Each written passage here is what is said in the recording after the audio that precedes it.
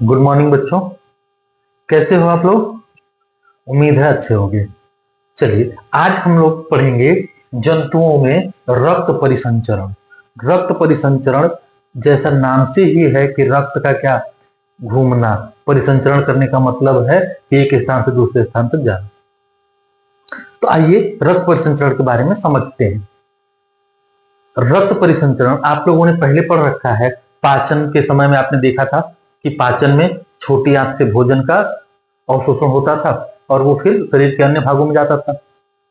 इसी तरह से आपने ये भी देखा था कि जब श्वसन में आपने देखा था कि फेफड़े का डायफ्राम खुलता है और फिर वहां से रक्त के माध्यम से ऑक्सीजन की आपूर्ति शरीर के अंदर होती है। और फिर आपने ये भी देखा था कि कार्बन डाइऑक्साइड उत्सर्जित भी होता है। तो ये सब काम करने के लिए जिस व्यवस्था, जिस माध्यम की जरूरत पड़ी ना, उस व्यवस्था को कहते हैं रक्त परिसंचरण। क्योंकि ये सब काम रक्त अपने माध्यम से करता है। अपने माध्यम से रक्त एक स्थान से चीजों को दूसरे स्थान तक पहुंचाता है और उत्सर्जन के लिए दूसरे स्थान की चीजों को दूसरे स्थान से एक स्थान तक पहुंचाता है। एग्जाम्पल के लिए देखा जाए तो जैसे कि ऑक्सीजन हीमोग्लोबिन के साथ कहां तक जाता था? तो आपके कोशिकाओं तक जाता था और कोशिकाओं से अपशिष्ट पदार्थ के रूप में कार्बन डाइऑक्साइड फिर से फेफड़े में आता था और फेफड़े में सांस के माध्यम से बाहर चला जाता था। तो ये कार्य भोजन, ऑक्सीजन कोशिकाओं तक पहुंचाने का कार्य और कोशिकाओं से अपशिष्ट पदार्थ को बाहर निकालने के लिए ले आने का कार्य ये करता है रक्त। और ये व्यवस्था कहलाती है रक्त परिसंचरण। ये पूरी व्यवस्था क्या कहलाएगी आपकी? रक्त परिसंचरण। यानी कि भोजन,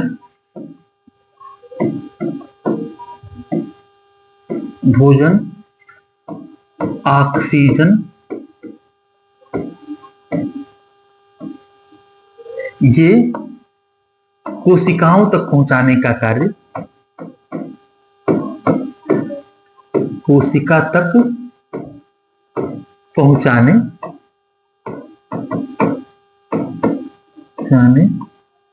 और कोशिका से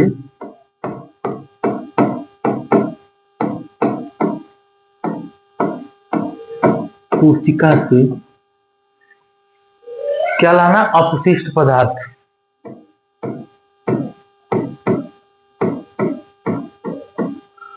अपशिष्ट पदार्थ उत्सर्जन के लिए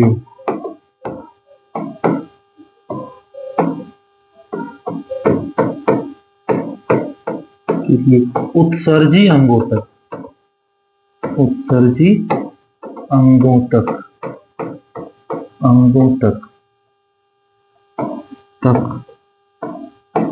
पहुंचाने का कार्य, पहुंचाने की प्रणाली कहलाएगी रक्त परिसंचरण। रक्त परिसंचरण तो ये कहलाती है आपकी रक्त परिसंचरण। भोजन और ऑक्सीजन को कहां तक? कोशिका तक पहुंचाने और कोशिका से अपशिष्ट पदार्थों को उत्सर्जन के लिए उत्सर्जी अंगों तक पहुंचाने की प्रणाली है ना, वो कहलाती है रक्त परिसंचरण। आप इस डायग्राम में देख पा रहे होंगे कि रक्त परिसंचरण शुरू कहां से होगा। तो आप देखो ये हृदय से शुरू होता है। हृदय से ये लाल वाली जो आपको दिख रही है ये लाइंस, ये धमनी कहलाती है, नसें हैं। और ये ब्लू लाइंस शिरा कहलाती है। ये बीच में आपका हार्ट है, आपको दिख रहा होगा। तो ये हार्ट क्या करता है कि शुद्ध रक्त को कोशिकाओं तक भेजता है। शुद्ध रक्त का मतलब ऑक्सीजन मिश्रित रक्त को कोशिकाओं तक भेजता है। यानी एक ऑक्सीजन मिश्रित रक्त कोशिकाओं तक क्या क्या पहुंचाएगा? तो भोजन और ऑक्सीजन की आपूर्ति करेगा और कोशिकाओं से उत्सर्जी पदार्थ जो भी होंगे उसे उत्सर्जी अंगों तक पहुंचाएगा। ये कार्य है इस परिसंचरण तंत्र का। आइए अब आप समझते हैं कि परिसंचरण तंत्र के भाग क्या क्या होंगे। ठीक है, देखिए परिसंचरण तंत्र का पहला भाग होगा रक्त। परिसंचरण तंत्र का पहला भाग होगा रक्त। रक्त में देखो, रक्त एक लिक्विड पदार्थ है, लिक्विड पदार्थ है, चिपचिपा लिक्विड होता है। चिपचिपा लिक्विड होता है तो उसमें पाया जाएगा आपका प्लाज्मा और लाल रक्त कोशिकाएं पाई जाएंगी, कणिकाएं जिनको कहते हैं आरबीसी कहते हैं, रेड ब्लड सेल या लाल रक्त कणिका, लाल रक्त कणिकाएं पाई जाएंगी इसमें ब्लड के अंदर। इसके अलावा इसमें प्लेटलेट्स पाए जाएंगे,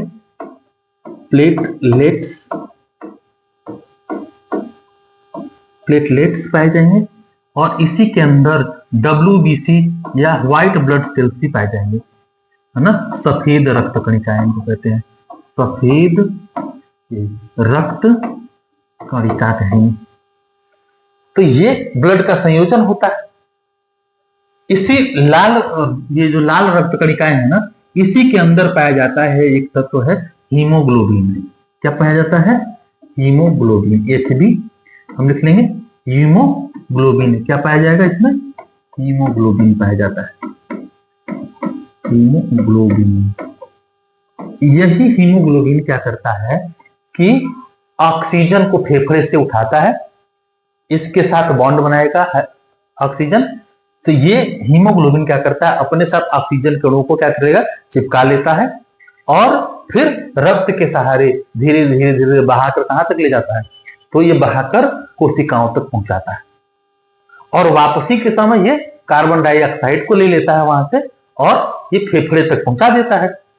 फिर फेफड़े से कार्बन डाइऑक्साइड हमारे सांस के माध्यम से कहां चला जाएगा, बाहर चला आता है। तो ये प्रोसेस होता है। रक्त हमने समझ लिया कि रक्त क्या है, तो रक्त एक तरल पदार्थ है जिसमें क्या क्या पाया जाएगा, प्लाज्मा, आरबीसी, प्लेटलेट्स और WBC। आप लोगों ने कभी कभी देखा होगा कि हाथ कट जाता है या चोट लग जाती है, छिल जाता है, खून आने लगता है। फिर थोड़ी देर बाद देखोगे कि खून क्या हो जाएगा, जम जाएगा, खून आना बंद हो जाएगा और थोड़ी देर में क्या हो जाएगा, खून जम जाएगा। तो वो जमता किसके कारण है, वो जमता है इसी प्लेटलेट्स के कारण। यही प्लेटलेट्स खून को क्या कर देता है, जमा देता है। तो खून जमाने का कारण या खून जमाता है या खून का थक्का जिसको कहते हैं हम लोग, थक्का बनाता है कौन, प्लेटलेट्स बनाने में मदद करेगा। मदद कौन करेगा, आपका यही प्लेटलेट्स करता है। अब आइए समझते हैं कि ये रक्त हमारे शरीर के कोशिकाओं में या हमारे शरीर में किस तरह से बहता है, किस तरह से एक स्थान से दूसरे स्थान तक जाता है। तो आइए समझते हैं कि रक्त किस तरह से परिवहन होता है। तो एक तो हो गया, हमने एक बात समझी कि रक्त परिसंचरण क्या था, दूसरा समझा रक्त क्या है। अब ये रक्त बहता जिसके अंदर है, जिन नलियों के अंदर बहता है, उन्हें कहेंगे हम लोग रक्त वाहिनियां। क्या कह देंगे, रक्त वाहिनी। अभी मैंने जो बताया, जो रक्त है जिस नलियों में बहता है, जिन नलिकाओं में रक्त बहता है, जिन नलिकाओं में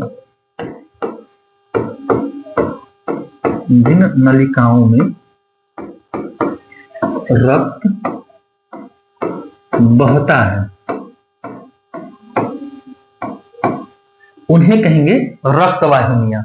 जिन नलिकाओं में रक्त बहेगा उन्हें कहेंगे हम लोग रक्त वाहिनियां।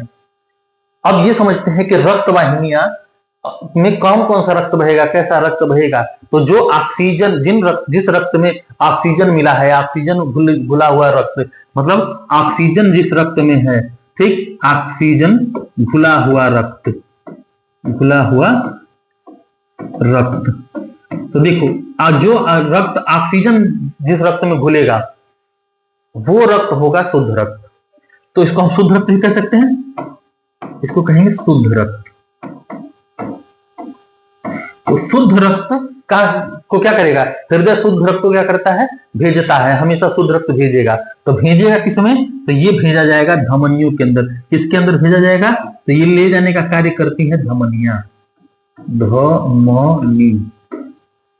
शुद्ध रक्त यानी ऑक्सीजन घुला हुआ रक्त, ऑक्सीजन मिश्रित रक्त को ले जाने का काम करेंगी धमनी। मतलब वो वाली नलिकाएं जिसमें ऑक्सीजन घुला हुआ रक्त बह रहा है उसको कहेंगे धमनी।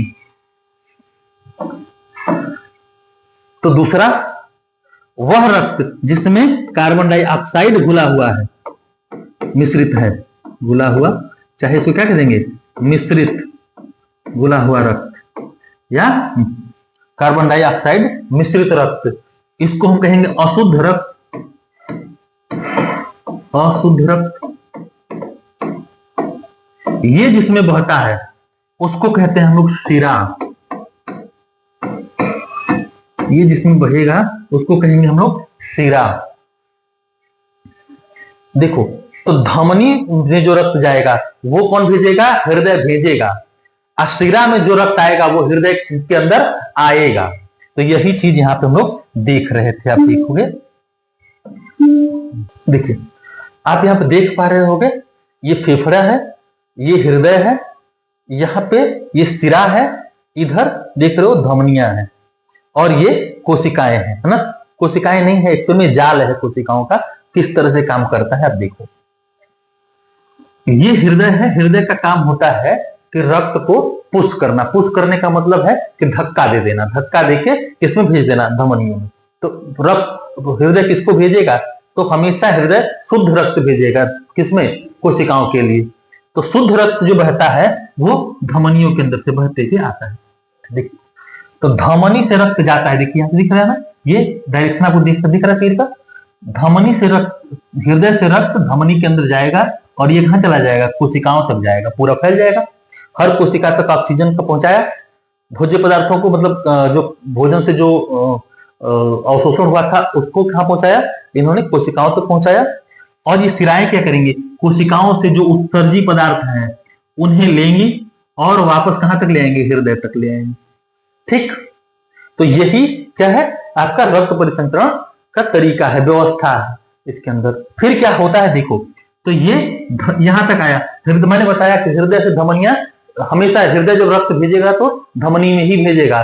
तो यहां से हृदय क्या करता है कि फिर रक्त को भेजता है फेफड़े के अंदर। तो देखो, जब हृदय भेज रहा है तो इसको कहेंगे हम लोग धमनी। फेफड़ा के अंदर भेजते हैं तो फेफड़े को कहते हैं फुफ्फुस। तो हम लोग कह देते हैं ये फुफ्फुस धमनी है। फुफ्फुस धमनी का मतलब हो गया कि ये फेफड़े से, फेफड़े को जाने वाली धमनी। तो फेफड़े को जाने वाली धमनी में अशुद्ध रक्त बहता है, इस वाले में कैसा रक्त बहेगा, फुफ्फुस धमनी में अशुद्ध रक्त। एकमात्र धमनी ऐसी है जिसमें कैसा रक्त बहता है, अशुद्ध रक्त, इसका नाम है फुफ्फुस धमनी। यहां से जब फेफड़े में ये धमनी ले गई रक्त को ना, तो यहाँ पे रक्त क्या हो जाएगा, शुद्ध हो जाएगा। यहाँ से ऑक्सीजन ले लेगा, ऑक्सीजन लेके इधर से ये फिर से कहां जाएगा, हृदय के अंदर। हृदय के अंदर जब रक्त आता है तो कहते हैं सिरा में आता है। तो सिरा में आता है तो इस फेफड़े से सिरा आ रहा है, तो इसको कहते हैं हम लोग फुफ्फुस सिरा। अब फुफ्फुस सिरा में कैसा रक्त, शुद्ध रक्त बहता है। फुफ्फुस सिरा एकमात्र सिरा है जिसके अंदर शुद्ध रक्त बहता है। तो आइए समझ लेते हैं इस बात को कि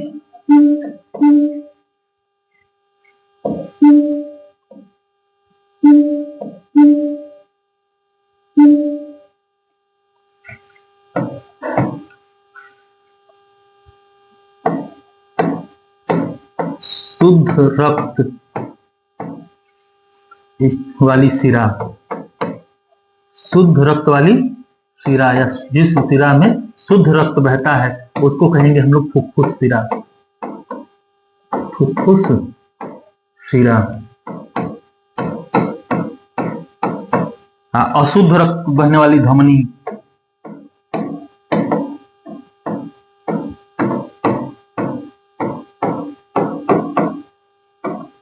धमनी सेम कहलाएगी फुफ्फुस धमनी। फुफ्फुस धमनी। तो देखिए, हमने तो दो बात समझ ली। एक तो रक्त परिसंचरण समझा, रक्त क्या है ये समझ लिया, और फिर रक्त वाहिनियां क्या है ये समझ लिया, रक्त परिसंचरण तंत्र की व्यवस्था हमने देखी।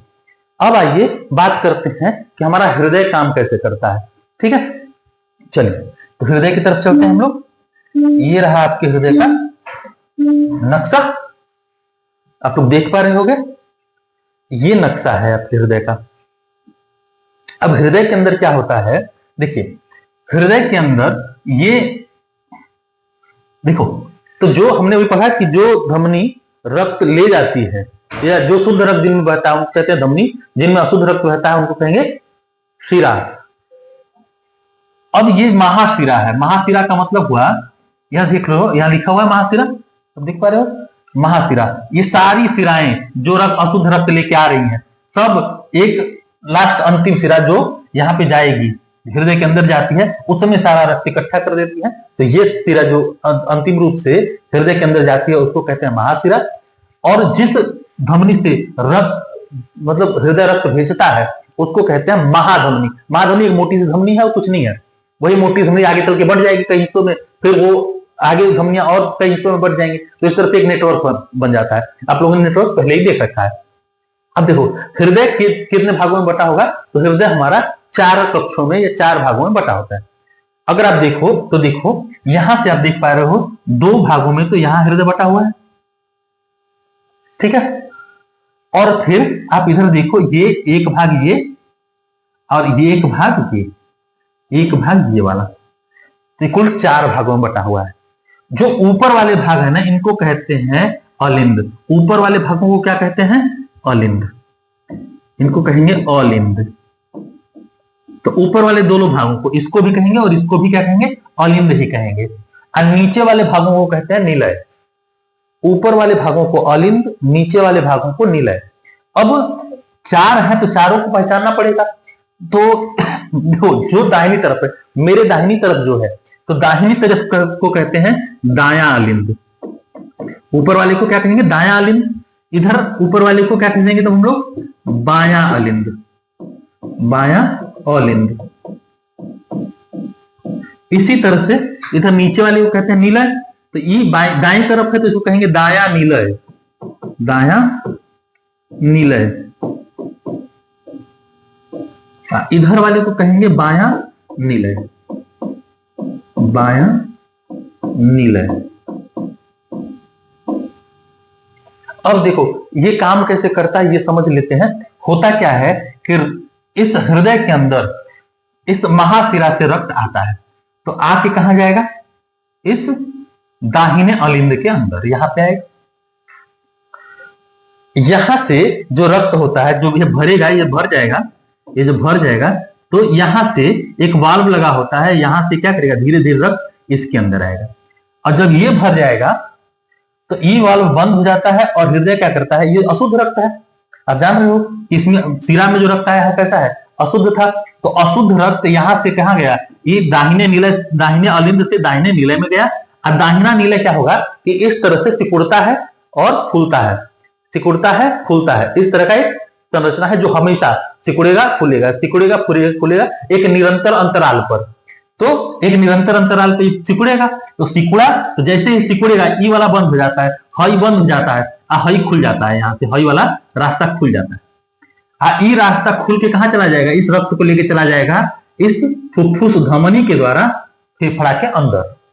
और जब फेफड़ा के अंदर ये रक्त जाएगा, तो फेफड़ा के अंदर जाके क्या हो जाएगा, ये अशुद्ध रक्त गया है तो क्या होगा, शुद्ध हो जाएगा। फेफड़ा के अंदर से शुद्ध हुआ तो शुद्ध रक्त फिर से किसके द्वारा, देखो फुफ्फुस धमनी से गया है तो वापस किससे आएगा, फुफ्फुस शिरा से वापस आएगा। तो फेफड़ा, देखो हृदय के अंदर शिरा में ही रक्त आता है, तो शिरा से रक्त आया, तो देखो ये फुफ्फुस शिरा है, इस शिराओं से रक्त इसके अंदर आएगा, यहाँ पे आया, तो इस डब्बा में बंद हो गया रक्त आके, यहाँ पे इस वाले डब्बा में आके रक्त क्या हो गया, भर गया। और जैसे यहां से भरेगा तो फिर धीरे धीरे ये इसके अंदर जाएगा, इस वाले, मतलब बाएं अलिंद से, बाएं अलिंद में शुद्ध रक्त आया। अब बाएं अलिंद से शुद्ध रक्त कहां गया, तो गया बाएं निलय के अंदर। अब बाएं निलय के अंदर जब गया ना, तो फिर से बायां निलय वही काम करता है जो काम ये करता है, ये रक्त को क्या कर देगा, फिर से पंप कर देगा। पंप करने का मतलब है फिर पुश कर दिया, फिर से एक बार पिचका, तो पिचकेगा तो प्रेशर पड़ेगा इस रक्त पर, ये रक्त निकल जाएगा। और निकल के ये महाधमनी से होते हुए, किससे होते हुए, ये इस महाधमनी से होते हुए, तो यहां से ये इस तरह से महाधमनी से होते हुए फिर शरीर के बाकी अंगों तक जाता है। तो इस प्रकार ये रक्त का क्या हो गया, परिसंचरण होता है। अब आप एक बात समझो, आपने देखा होगा, आप यहाँ पे अपनी कलाई के पास ऐसे पकड़ो, थोड़ी देर पकड़ोगे तो आपको एहसास होगा कि कुछ ना कुछ यहाँ क्या हो रहा है, धक धक धक ऐसी आवाज आ रही है। ऐसी आवाज इसी हृदय के रक्त को पंप करने की वजह से आती है। और किसमें से आती है, तो ये धमनियों के अंदर से आती है। इसीलिए इस तंत्र को हम नाड़ी कहते हैं। तो अगर आप ध्यान से इसको पकड़े रहोगे तो आप पाओगे कि 1 मिनट में लगभग 72 बार हमारी ये नाड़ी है वो धड़कती है, या हमारी धमनी में क्या कितनी बार कंपन होगा, लगभग 72 से 80 बार तक कंपन होगा। तो ये इसका मतलब यही है कि हृदय 1 मिनट में कितनी बार इस तरह से पंप करता है, तो हम कहेंगे 72 से 80 बार। कभी कभी आप चाहो तो अपनी बाईं तरफ हाथ रख के भी हृदय की धड़कन को महसूस कर सकते हो, या हृदय के कंपन को, इस कंपन को महसूस कर सकते हो। अदरवाइज आप अगर जानना चाहते हो तो डॉक्टरी स्टेथोस्कोप आता है एक, उसकी सहायता से भी आप हृदय की धड़कन को महसूस कर सकते हो। तो हृदय की धड़कन को महसूस करने वाला ये यंत्र होता है। इसमें एक झिल्ली लगी होती है, इसके अंदर एक झिल्ली लगी होती है, और इससे होके ये ट्यूब में आवाज यहां पे कानों तक पहुंचती है। आप चाहो तो इस तरह का मॉडल भी बना सकते हो, खुद का मॉडल बना सकते हो, है ना। उसके लिए क्या करो, एक कीप ले लो, कीप के जो चेहरा है, मुंह है, मुंह पर क्या करो, देखो एक कीप ले लो, कीप के मुंह पर एक रबर या गुब्बारा चिपका दो, गुब्बारा या एक प्लास्टिक की पॉलिथीन की झिल्ली चिपका दो, और यहां से एक पाइप निकाल लो थोड़ा सा और ऐड करके। तो आप पाओ कि इसको अगर सीने पे ऐसे रखते हो यहाँ पे और कान में अपने इस ट्यूब को लगाते हो, तो आप पाओगे कि आपको हृदय की आवाज स्पष्ट सुनाई दे रही है। यही काम यहां भी होता है। तो ये इसका मॉडल हो जाएगा, इसी स्टेथोस्कोप का क्या हो जाएगा, मॉडल हो जाएगा ये स्टेथोस्कोप। स्टेथोस्कोप किस काम आता है, तो ये हृदय की कंपन को मापने के काम आता है। तो ये ध्यान रखेंगे। इस तरह से हमने समझा कि रक्त परिसंचरण किस तरह से होता है। कुछ जीवों में क्या होगा कि रक्त परिसंचरण नहीं होता, रक्त होता ही नहीं है, तो उनके अंदर किस तरह से ये भोजन और ऑक्सीजन, भोज्य पदार्थों और ऑक्सीजन का स्थानांतरण किस तरह से होता है, ये भी समझते हैं। तो आइए समझें इस बात को। आप देखोगे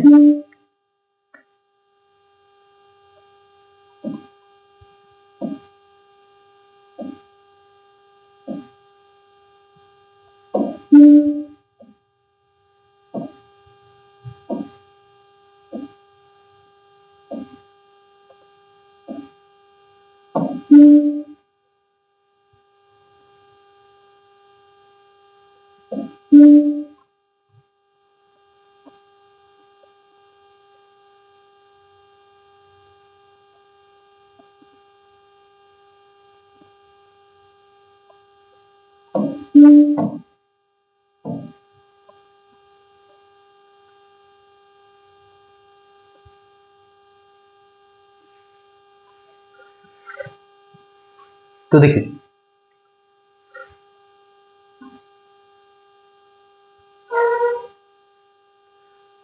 तो हृदय के बारे में एक बात और समझ लेते हैं कि हार्ट बीट या हृदय का स्पंद, धड़कन क्या है। तो हृदय के कक्ष की दीवार पेशियों या मसल की बनी हुई होती है। हृदय के कक्ष की दीवार किसकी बनी होती है, मसल की बनी होती है। ये पेशियां लयबद्ध रूप से सिकुड़ती और फैलती हैं। यही लयबद्ध सिकुड़ना और फैलना दोनों मिलकर हृदय स्पंद या हार्ट बीट कहलाता है। याद रखिए कि हृदय का स्पंदन जीवन के हर क्षण होता रहता है। यदि आप अपनी छाती की बाईं तरफ हाथ रखें तो अपने हृदय स्पंदों को महसूस कर सकते हैं। मैंने भी बताया, फिर मैंने बताया कि किस तरह से स्टेथोस्कोप हृदय स्पंदों को या हृदय की धड़कन को महसूस करता है। ठीक है, तो आप यहां भी देख सकते हो रक्त वाहिनियों में अंतर क्या हो सकता है। तो धमनियां वो होंगी जिसमें ऑक्सीजन समृद्ध रक्त बहता है। रक्त का प्रवाह किधर होगा, हृदय से शरीर के सभी भागों में। दीवार कैसी होगी, मोटी और लचीली होगी। सिराएं कैसी होंगी, कार्बन डाइऑक्साइड समृद्ध रक्त होगा, शरीर के सभी भागों से वापस हृदय को बहती हैं। और दीवारें कैसी होंगी, पतली होंगी। इसीलिए आप देखते हो जब भी इंजेक्शन लगाना होता है तो इन्हीं सिराओं के अंदर लगाया जाता है। ठीक है, क्योंकि ये ऊपर होती हैं, आसानी से छेद सकते हैं, धमनियों को आसानी से छेद नहीं सकते और आसानी से मिलती भी नहीं। तो इस तरह से हमने ये पढ़ा। आगे आप देखो,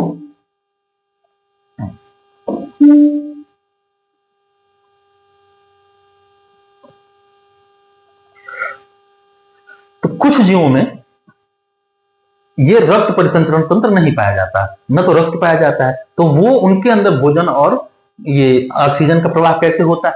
तो उनके अंदर भोजन और ऑक्सीजन का प्रवाह जल के माध्यम से होता है। जल के माध्यम से वो भोजन ले लेते हैं और जल में घुलनशील ऑक्सीजन का भी उपयोग कर लेते हैं, जैसे कि हाइड्रा और स्पंज।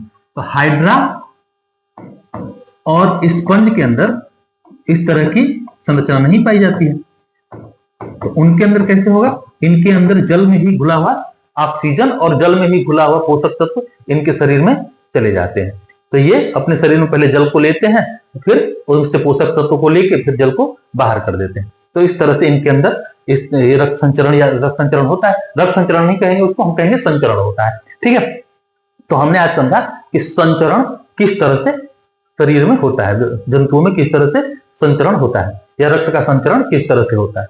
अब एक चीज और समझ लीजिए, विलियम हार्वे की कहानी समझ लेते हैं। तो ये जो रक्त परिसंचरण अभी हमने पूरा पाठ पढ़ा है, इस रक्त परिसंचरण की खोज करने वाला व्यक्ति था विलियम हार्वे। रक्त परिसंचरण की खोज करने वाला व्यक्ति कौन था? रक्त परिसंचरण की खोज,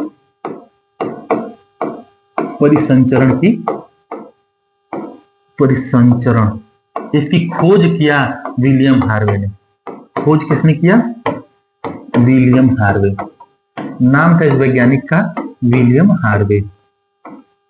विलियम हार्वे इस व्यक्ति ने इस रक्त परिसंचरण का खोज किया। जब इसने बताया कि रक्त इस तरह से बहता है, तो लोगों ने इसे पागल समझ लिया कि पगला बड़ा का और कुछ आवा लाइक कुछ। तो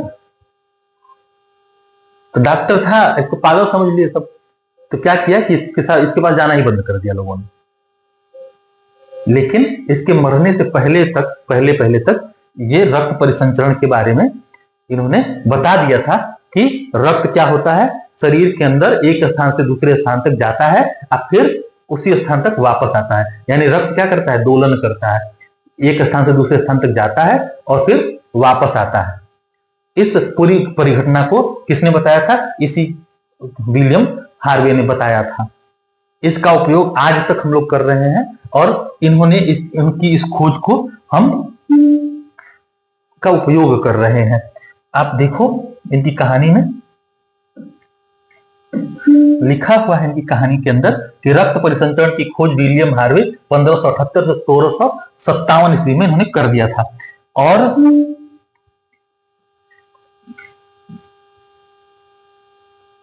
इन्होंने खुद के शरीर पर प्रयोग करके यह समझाने की कोशिश की कि शरीर में खून एक बंद चक्र में बहता है। सिराओं में खून अंगों से हृदय की तरफ और धमनियों में इसके विपरीत दिशा में बहता है। हार्वे ने खून को एकल तत्व माना। आज हम जानते हैं कि खून एक तत्व नहीं बल्कि कई पदार्थों का मिश्रण है। जैसा मैंने बताया था कि प्लेटलेट्स, WBC, RBC और प्लाज्मा का मिश्रण है। फिर भी हार्वे की खोज एक महत्वपूर्ण बौद्धिक उपलब्धि थी। इनके जीवन का अंतिम भाग दुखद रहा। इनका